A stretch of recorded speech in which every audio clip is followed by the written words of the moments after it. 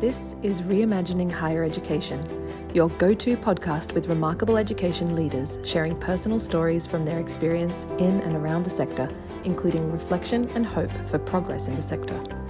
With your host, Professor Judyth Sachs, former PVC Learning and Teaching at the University of Sydney, Deputy Vice-Chancellor and Provost at Macquarie University, and Special Advisor in Higher Education at KPMG, and now Chief Academic Officer at Studiosity. Welcome.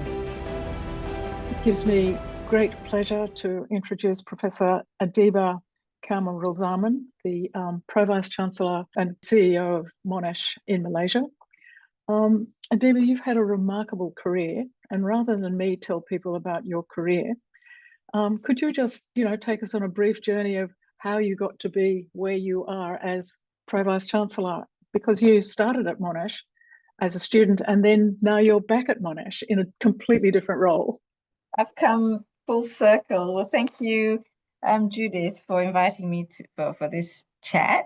I was fortunate to be given a Malaysian government scholarship to study medicine in Melbourne at Monash University. So I went there in to do my HSC, and then went on to do medicine at Monash. After which I wanted to be a physician, so I stayed on to train as a physician. And as we rotated through the different specialties, it was also the time when HIV/AIDS first became known as a disease and this global problem. And of course, Australia, led the way in many ways in terms of treatment and care. Well, there wasn't that much treatment in those days. So I kind of worked with really inspiring people, and that led me to choose infectious diseases as my specialty. Initially, I thought I was going to be a cardiologist. My husband every now and again reminds me that perhaps I should have been a cardiologist. I would have made more money rather than an infectious disease specialist. And once I concluded my training as a government scholar, I felt obliged to return and worked at the University Malaysia Medical Center, initially as a clinician, to really build infectious diseases as a discipline. It wasn't back in the 90s, a discipline as it's known. Yeah.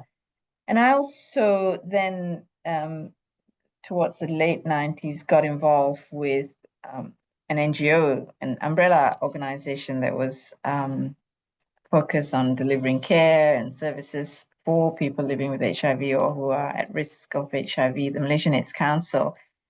Simply because I was seeing patient after patient who acquired HIV. At that time, it was mostly through drug use, and having had that experience and training in Australia, where I literally didn't see anyone living with HIV at that time who acquired it through drug use because of harm reduction programs. I thought, this is really silly. This is really crazy. Why don't we have this?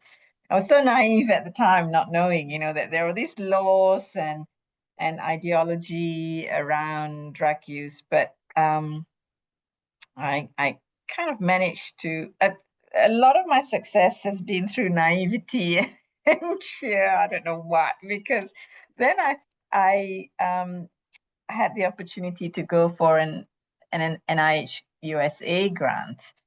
And thought, okay, I'll go for a grant, not knowing how hard this thing is to write, and was successful. And that was the beginning of kind of documenting the HIV and drug use problems and how they intersected and still do in Malaysia. And with that, I worked with the Malaysian AIDS Council to force the government into accepting that we had to do something, and that was needle exchange and methadone. And fortunately, I was able to fall back on colleagues in Australia, in particular colleagues at the Burnett and also Alex Wodak in Sydney, to help us implement that. Because really, I trained as a clinician, had no idea how to do all these things, but really was fortunate to have a lot of people willing to help. And despite the challenges, we were able to implement it. To cut a long story short, Ministry of Health also came into the picture, and it became a national program, and we were able to show its effectiveness, cost effectiveness, etc. So now it's truly a national program, and I think with all that, I got recognized regionally, globally, and hence all the different committees I'm on, WHO, etc., etc. So how I came here, well, aside from doing all that in terms of HIV prevention, treatment, and care, I was always in academia. I kind of stuck my head out to become the dean of the medical school back in 2001, because I was really getting frustrated with the quality of our teaching, and I felt like we were so traditional in doing the traditional way of teaching medicine. And again, I kind of reached out to Australian roots. I didn't go to Monash because Monash was already here, but reached out to colleagues at Sydney University, actually, with the dean. And I knew that if I wanted to put in a new curriculum, that we were just too busy to do it ourselves. And I wanted to take a shortcut. So reached out to colleagues in Sydney and said, could we adapt your curriculum? And they were more than happy to license it, and not just license it, but also help us adapt it, and held our hands initially for the first few years. We actually had, we were already using Zoom. This was pre-COVID, with the team from medical education at Sydney Uni supporting us through this adaptation and implementation. It was fantastic. Come to think of it, like we were way ahead of time. And so adapted this new curriculum whilst doing all the other clinical and public health stuff. So not satisfied with doing the new curriculum for undergraduate medicine, because we also do postgraduate specialist training. I also wanted to strengthen that and put proper structures in place, etc. So use that know-how and working with colleagues, actually this time from Liverpool University, who helped 23 teams of specialists rewrite the national specialist training program. And we now have a curriculum that we're all very proud of. So that's my journey, both from sort of academic, medical school leadership and health. Yeah. So being an international student, both doing HSC in Melbourne and then going to Monash, what was it like being an international student at that time? I think Monash had this wonderful long history with the Colombo Plan. And so although so the Malaysian government, the few of us who were sent there, because we were sixth formers essentially, arranged for us to live with like foster families. And I had another student who we were with this foster family. So that was nice in terms of helping us settle in. Once I was at Monash, because there was a number of us, so I decided to not stay in the halls of residence and stayed with friends nearby. But there was also a community. There was already a community of Malaysians, so that helped us settle in. But at the medical school, it was just me and another student, and so I don't know. I just kind of fitted in, but I didn't feel terribly alien. But what was different was, we and we still do teach by rote, right? So that was the struggle I had. I was very good at maths, but I still remember in high school, for English, although English is almost my first language, but we had to read Aldous Huxley, Brave New World for English. Mm-hmm. The English teacher came in and said, "This is your book, Brave New World." I can't remember what the other book was because Brave New World stuck with me because I don't like science fiction, that sort of books. And I thought, oh my God, I have to read this. But what was challenging for me was, that, okay, tell us what you think of chapter 1. And I'm like, what do you mean by tell us what you think of chapter 1? Aren't we supposed to be commenting on the grammar and things like that we are used to here in Malaysia, right? So that, I don't know, for some reason that really stuck with me, because although I read fiction, still do, and all of that kind of learning was new to me. Of course, I aced at maths, but I actually spent 12 years of my life working at Sydney University, so I had a bit to do with the medical school through the academic board. But my experience in working in other universities is medical education for students is very intensive. Yeah. So what was it like for you? Were you totally immersed and embedded in your medical disciplines, or were you able to get some extracurricular life? Because one of the things I know about Malaysians, having visited Malaysia probably at least 20 times, food is one of your great.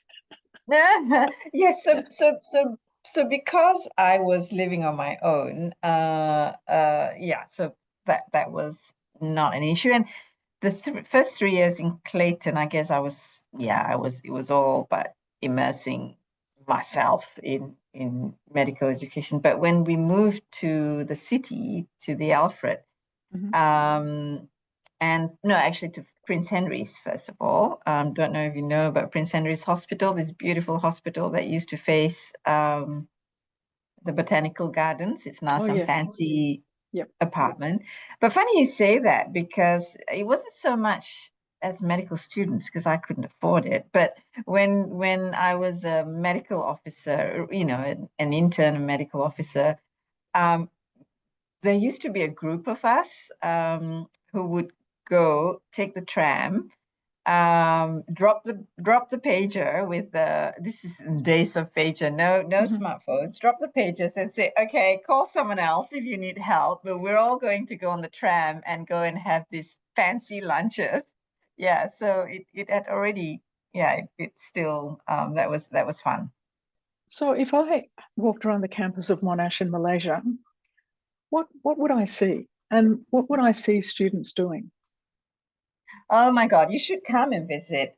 We have had this enormous growth in the last 2 years that we are literally bursting at the seams. And as Sharon Pickering, our VC, said, she said, I've never seen anyone sweat their space as much as colleagues in Monash, Malaysia. So you'll see. I think the exterior is nothing to shout about, but our interior, we've placed a lot of emphasis on student experience, the teaching and learning. So we've invested a lot in that. So we're very proud of our teaching and learning spaces and the library and things like that. And you'll see students everywhere. Like we're tripping over them. It's very lively, and even late to the night. I mean, sometimes I work late and I walk out of the lobby of my building, and there's students tossing each other up in the air and doing taekwondo and this, that, and the other. So it's nice. It's very vibrant. So sitting in your office, having been a provost myself, there are always challenges. But what are the challenges facing higher education in Malaysia at the moment?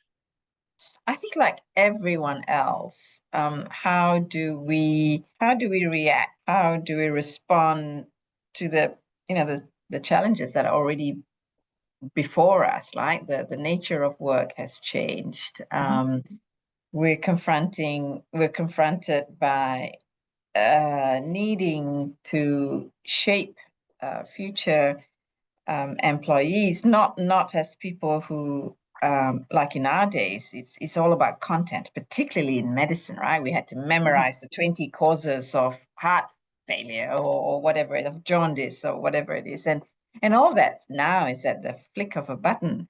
So it truly is about reimagining how we teach students, how we assess students, right? So from a content and the skills that they need to develop, that has changed completely. And I think it's not just Monash. I think all universities are struggling with that. And then there's the issue of if all the students are using AI, right? So what is it that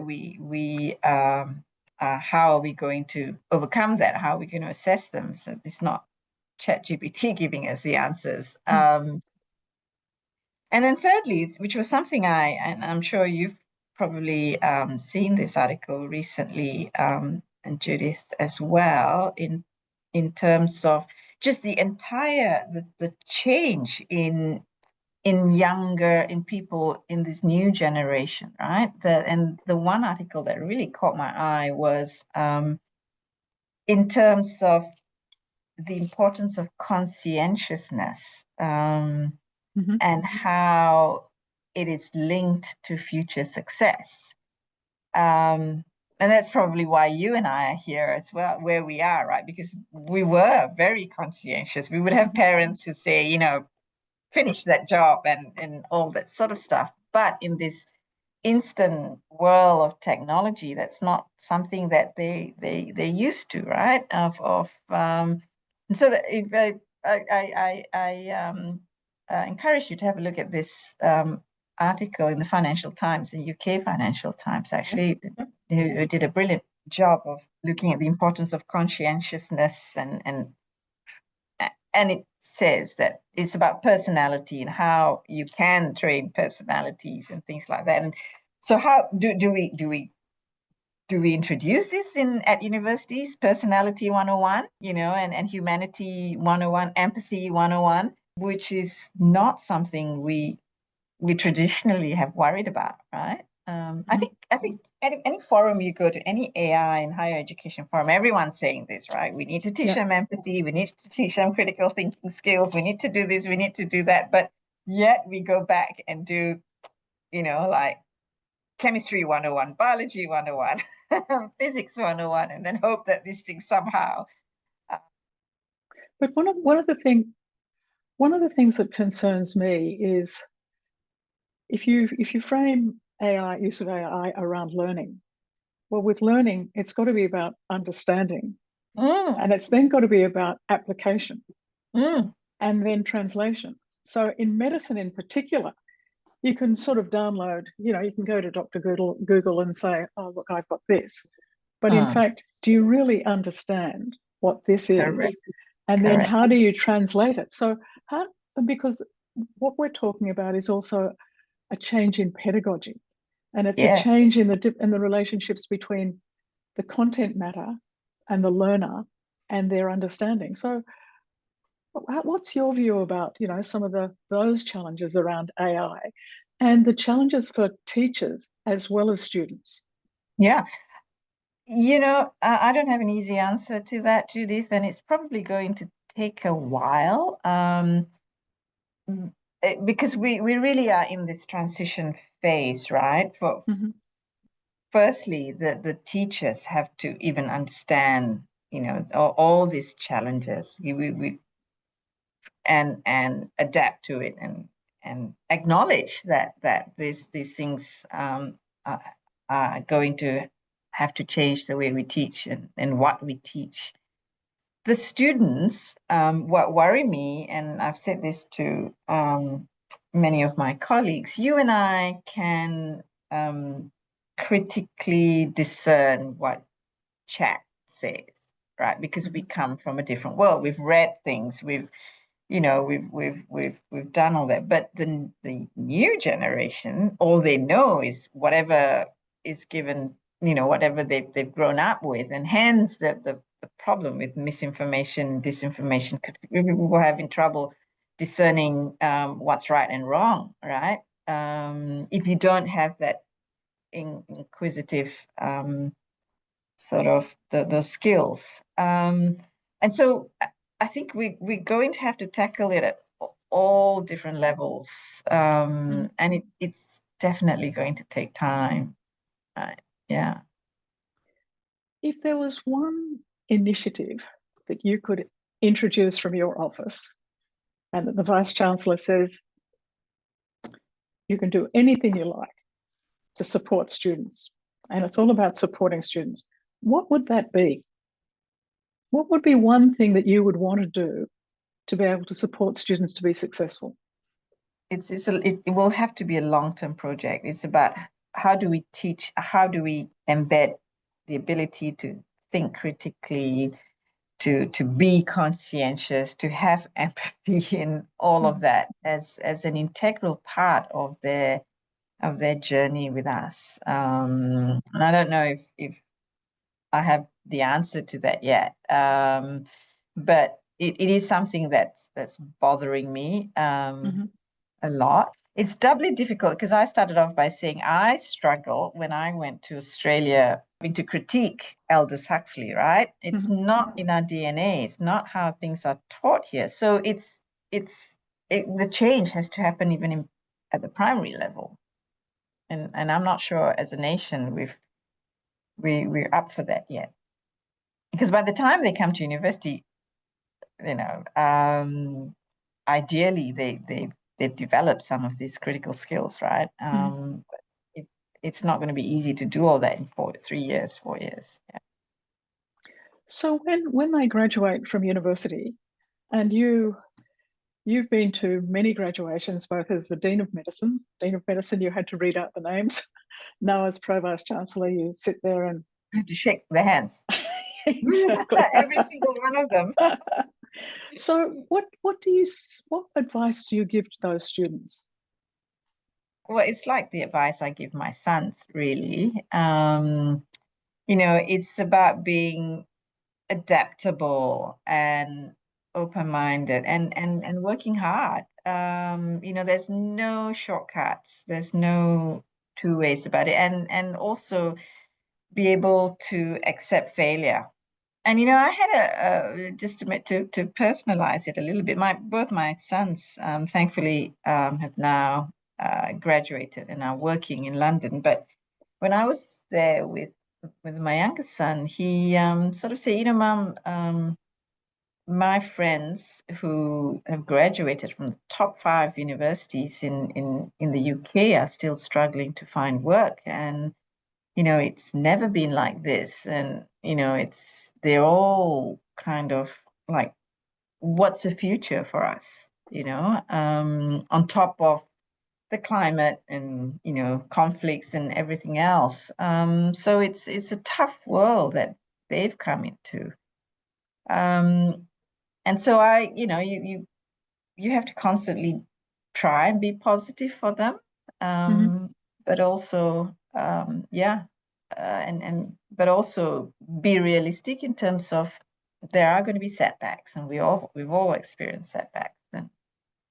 And again, I think because of the instant gratification that they get from the smartphones, it's not something, they might not even have fallen down from trees like we all used to, like play out there and fall from trees and lose at sports games and stuff like that, which are all formative things that we did to build character. And I'm not sure that is happening enough.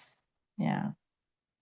So if we were going to have a conversation, which I would love to have in 3 years' time, what sort of things do you think we'd be talking about as it relates to higher education in Malaysia?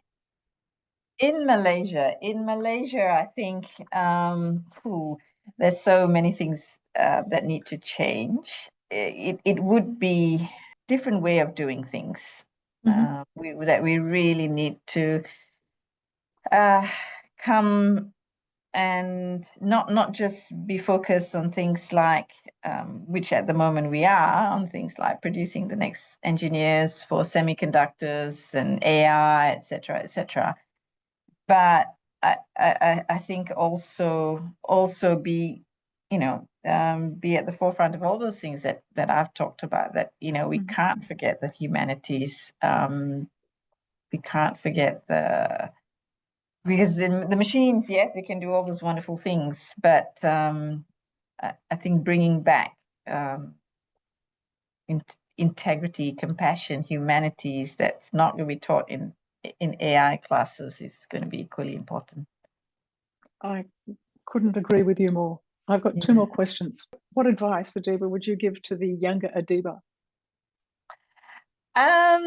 That's a tough one. I think probably being focused. I tend to kind of do too many things. And try and be more focused. I think it's probably what I would tell my youngest self to do. Well, my last question is a bit whimsical. What are you reading at the moment?